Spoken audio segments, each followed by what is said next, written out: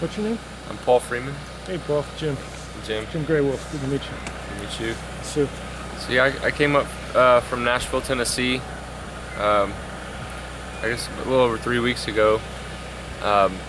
Delbert Black Fox Pomini from Crow Creek area was assigned by his tribe to go up and down the East Coast and go to different festivals. And so he came to a festival we were putting on at a farm I work at.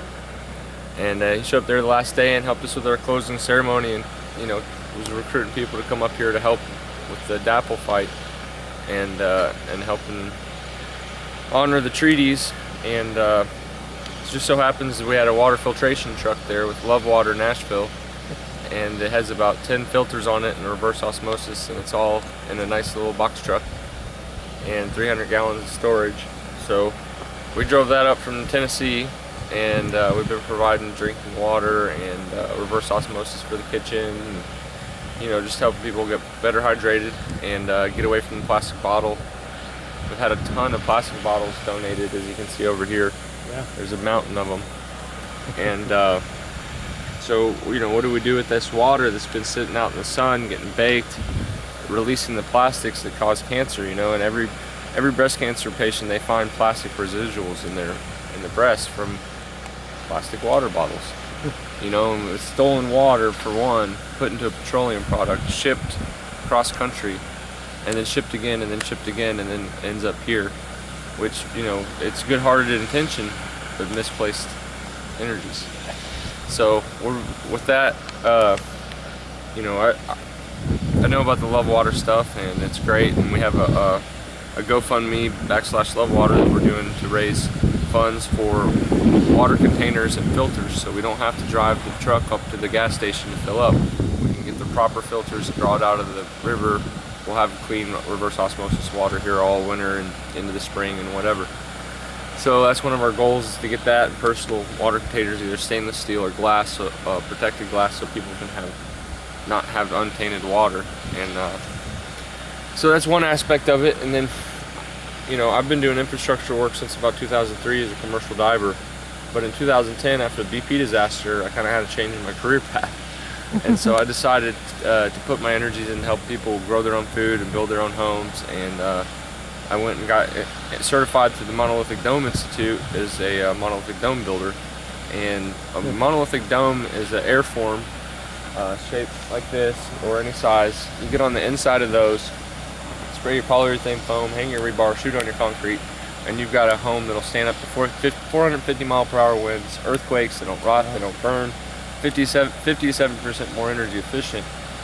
Now, what I found out about when I was there was this basalt, which is volcanic rock, magma, right? So they reform it into a rope, and they reform it into rebars and mesh. And I get this from Sudaglass in Houston, but it's either Russia, Ukraine, or China that produces it right now. But it's the most abundant resource on the planet. It's non-toxic, it doesn't rust, it doesn't expand and contract, twice times the strength of steel, a fifth of the weight. And, volcanoes have been putting it everywhere for us for a long time.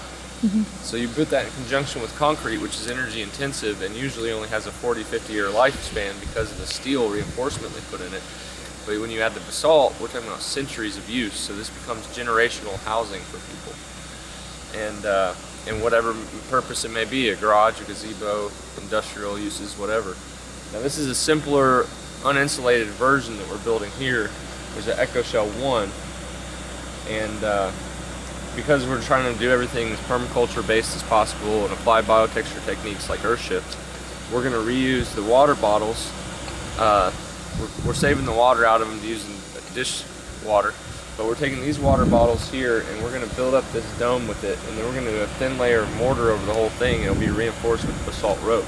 So it should be super sturdy and super lightweight. So ideally we'll make a prefabrication station, and we can just continuously build these for whatever purposes they may be, a bunkhouse, a root cellar, whatever kind of insulated little mini structure we need.